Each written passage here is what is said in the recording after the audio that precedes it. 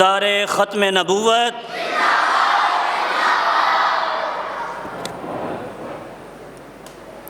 الحمدللہ رب العالمین، الصلاۃ والسلام علی سیدنا محمد خاتم النبیین وعلی آلہ الطاہرین وصحابتہ اجمعین، اما بعد فاعوذ باللہ من الشیطان الرجیم، بسم اللہ الرحمن الرحیم۔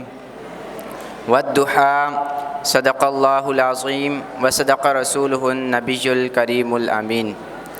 حمد و ثناء کے بعد نہایت ہی معزز سامعین کرام، میں نے آپ کے سامنے قرآن مجید و فرقان حمید کی آیات کریمہ پڑھنے کا شرف حاصل کیا۔ دعا ہے کہ اللہ رب العزت مجھے حق اور سچ بیان کرنے کی توفیق عطا فرمائے۔ سامعین کرام، اللہ رب العزت نے قرآن مجید میں ارشاد فرمایا، والضحیٰ، اے محبوب آپ کے چہرے کی قسم۔ سامعین کرام، جس چہرے کی قسم رب قرآن میں اٹھا رہا ہے، اسی چہرے کے بارے میں حضرت انس بن مالک فرماتے ہیں کہ حضور علیہ السلام کا قد مبارک درمیانہ تھا، یعنی نہ تو دراز قامت تھا اور نہ ہی چھوٹا تھا، اور حضور علیہ السلام کا حسن و جمال انتہائی خوبصورت تھا، اور حضور علیہ السلام کا چہرہ انور روشن تھا۔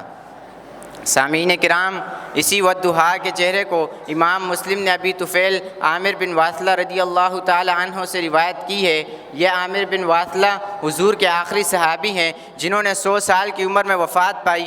آپ فرماتے ہیں کہ میں نے حضور علیہ السلام کا دیدار کیا، اور آج روئے زمین پر کوئی ایسا شخص موجود نہیں جس نے حضور علیہ السلام کے رخ انور کی زیارت کی ہو۔ تو لوگوں نے کہا کہ ہمیں حضور علیہ السلام کے حسن و جمال کے بارے میں بتائیں، حضور علیہ السلام کے والضحیٰ کے چہرے پہ بتائیں۔ تو حضرت عامر بن واثلہ نے حضور علیہ السلام کے چہرے انور کو، حضور علیہ السلام کے حسن و جمال کو دو ہی لفظوں میں سمو دیا اور فرمایا، کان ابید ملیح الوجہ، کہ حضور علیہ السلام کا چہرے مبارک روشن تھا اور اس میں ملاحت کی ملاوٹ تھی۔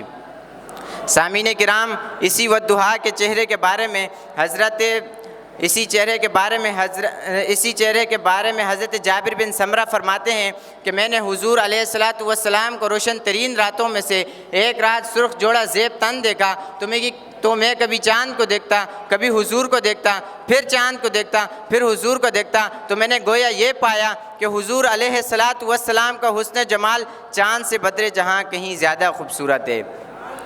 سامعین کرام، یہ تھا وہ والضحیٰ کا چہرہ جسے صحابہ کرام نے بیان فرمایا۔ سامعین کرام، جو لوگ بصیرت اور قلب سلیم کے مالک تھے، انہوں نے فقط والضحیٰ کا چہرہ دیکھا اور دار اسلام میں داخل ہو گئے، صرف فقط چہرہ دیکھا، کوئی دلیل اور معجزہ طلب نہ کیا۔ سامعین کرام، والضحیٰ کا چہرہ دیکھ کر کتنے لوگ مسلمان ہوئے۔ ان میں سے عبداللہ بن سلام، جو یہودیوں کے سرتاج علماء میں سے تھے، وہ اپنے اسلام لانے کا واقعہ یوں بیان فرماتے ہیں، وہ فرماتے ہیں، میں مدینہ منورہ سے گزر رہا تھا، وہاں حضور علیہ السلام جلوہ گر تھے، اور مدینے والے قطار در قطار حضور علیہ السلام کی زیارت کے لیے جا رہے تھے۔ میں نے سوچا کہ میں بھی حضور علیہ السلام کا دیدار کر لیتا ہوں۔ گویا جب میں نے حضور علیہ السلام کے والضحیٰ کے چہرے کی زیارت کی تو میں یہ سمجھ گیا کہ یہی اللہ کے سچے رسول ہیں اور دین حق کے ساتھ مبعوث ہیں۔ گویا میں نے کلمہ پڑھا اور مسلمان ہو گیا اور دامن نبوت سے اپنے دل کو منور فرما لیا۔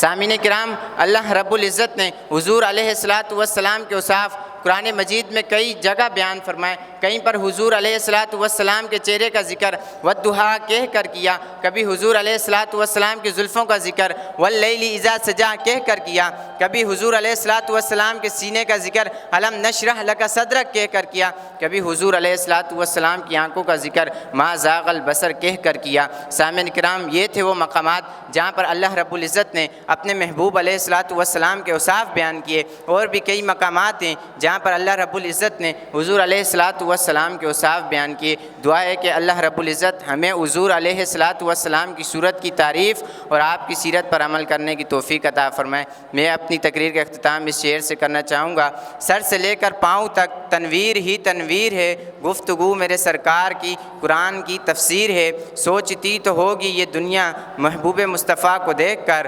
وہ مصور کیسا ہوگا جس کی یہ تصویر ہوگی۔ وما علینا الا البلاغ۔